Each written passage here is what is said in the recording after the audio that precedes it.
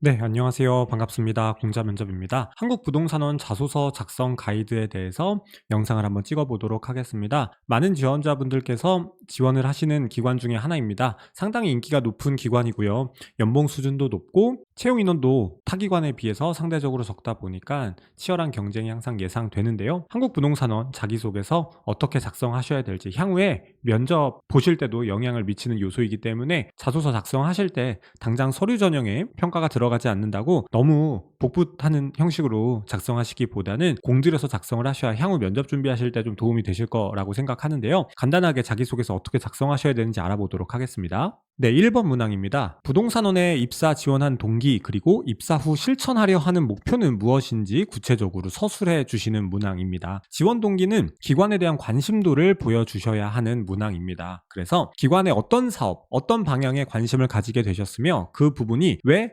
지원자분 본인에게 특별한지, 왜 그 사업에 관심을 갖게 되었는지를 작성해 주셔야 합니다. 지원 동기는 타기관이 아니라 왜 우리 기관을 지원하셨는지에 대한 이유이다 보니까 타기관에도 복붙 가능한 지원 동기는 최대한 피해 주시는 게 좋다라는 점 말씀을 좀 드려보고요. 다음으로는 입사 후 실천하려 하는 목표도 함께 물어보고 있습니다. 그렇기 때문에 여러분들께서 어필하시고자 하는 역량을 중심으로 하셔서 입사 후 어떤 목표를 실천하려고 하시며 그 목표를 실천하시고자 하는 구체적인 계획까지 작성을 해주시면 좋을 것 같습니다. 가능하다면 여러분들께서 실천하려고 하는 목표를 왜 세우셨는지, 그 목표가 본인에게 혹은 한국부동산원에게 왜 중요한지도 함께 밝혀주시면 좋은 자기소개서가 되지 않을까라고 생각을 합니다. 그래서 첫 번째 단락은 지원 동기만 작성을 하시고, 두 번째 단락은 여러분들께서 가지고 계신 역량을 바탕으로 구체적인 실천 목표 작성하시고요. 여러분들이 가지고 계신 역량을 바탕으로 한 입사 후 실천 목표, 왜 실천하시고 싶은지, 그리고 그 목표를 달성을 어떻게 하실 건지에 대한 구체적인 계획을 작성하시고 그를 통해 얻어내고 싶은 성과 작성해 주시면 첫 번째 문항 잘 마무리하실 수 있을 것 같습니다. 두 번째 문항은 전문성을 향상시키기 위해 기울인 노력입니다. 전문성이라고 하는 것은요, 여러분들이 가지고 계신 능력 중에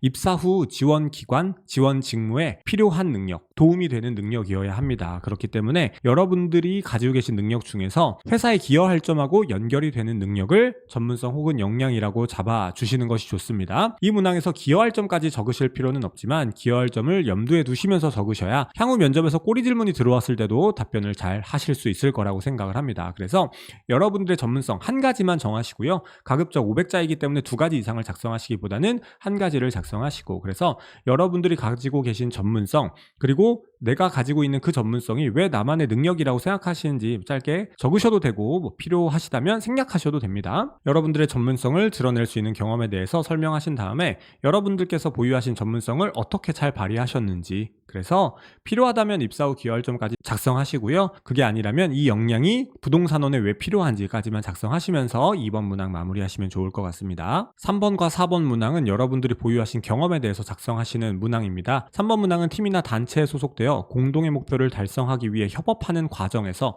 예상치 못한 문제가 발생하였거나 구성원 간의 갈등이 발생하였을 때 해결하려 노력하신 경험을 작성하셔야 합니다. 갈등 해결 능력을 물어보는 문항이라고 보시면 될 것 같고요. 여러분들께서 팀이나 단체와 같이 조직에 소속되어서 공동의 목표를 달성하시다가 예상치 못한 문제나 갈등이 발생했을 때 어떻게 해결하셨는지, 그래서 어떤 문제가 발생하였으며 여러분들이 해당 문제나 갈등을 해결하시기 위해 어떤 노력을 하셨는지를 중점적으로 작성해 주시면 좋을 것 같습니다. 경험에 대해서 작성을 하실 때는 여러분들의 행동, 과정, 노력을 중심으로 작성을 하셔야 되기 때문에 적합한 소재를 선정하셔서 여러분들의 행동, 과정, 노력을 중심으로 작성해 주시면 좋을 것 같아요. 그래서 첫 번째 단락에는 관련 경험 설명해 주시고요. 두 갈식으로 어떤 갈등을 어떤 노력으로 해결하셨는지, 그리고 해당 경험 어떤 경험이며 여러분들의 역할, 어떤 의견 대립이나 문제 발생했고 필요시 해당 갈등을 왜 꼭 해결해야만 했는지 작성을 해 주시고요. 두 번째 단락에는 여러분들께서 갈등이나 문제를 해결하시기 위해서 어떤 노력을 하셨는지를 위주로 작성을 해주시면 좋을 것 같습니다. 그래서 구체적인 여러분들의 행동, 과정, 노력 적어주시고 간단하게 그를 통해서 어떻게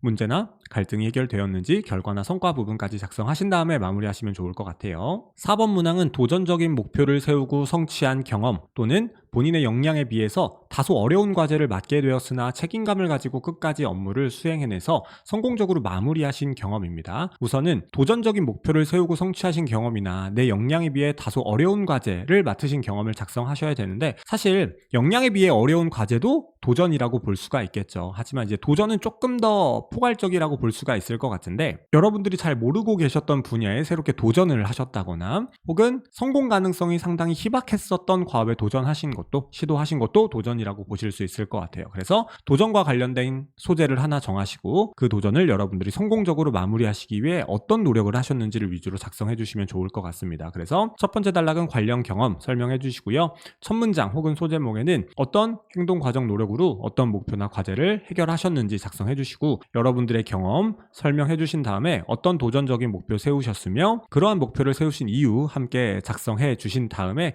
두 번째 단락으로 넘어가셔서 세우신 목표를 달성하기 위해서 어떤 노력을 하셨는지를 위주로 작성을 해주시면 좋을 것 같습니다.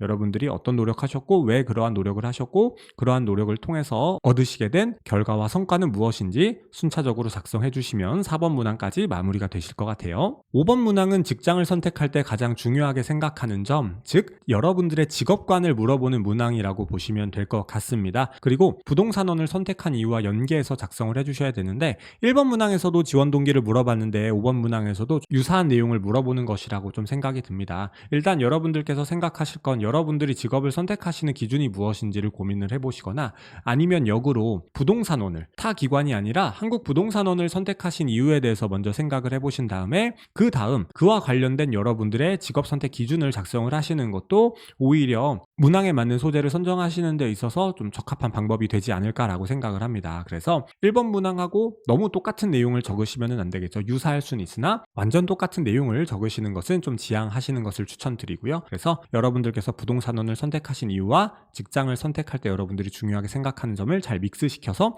작성을 하시면 좋겠다, 이렇게 말씀을 드릴 수 있을 것 같습니다. 그래서 예를 들어서 내가 보여주고 싶은 모습이 전공 지식을 통한 전문성이라면 나의 직업관도 전문성을 발휘할 수 있는 곳이다 라고 작성을 하신다면 조금 더 쉽게 작성이 가능하시지 않을까 싶고요. 첫 번째 단락은 여러분들의 직업관, 그리고 직업관을 갖게 되신 계기, 필요하다면 관련 경험까지 짧게 작성해 주시고, 마지막 두 번째 단락으로는 여러분들의 직업관을 바탕으로 여러분들께서 부동산원을 선택하신 이유, 그래서 여러분들이 가지고 계신 직업관이 한국부동산원 임직원들에게 필요한 이유 까지도 작성을 해주실 수도 있을 것 같고요.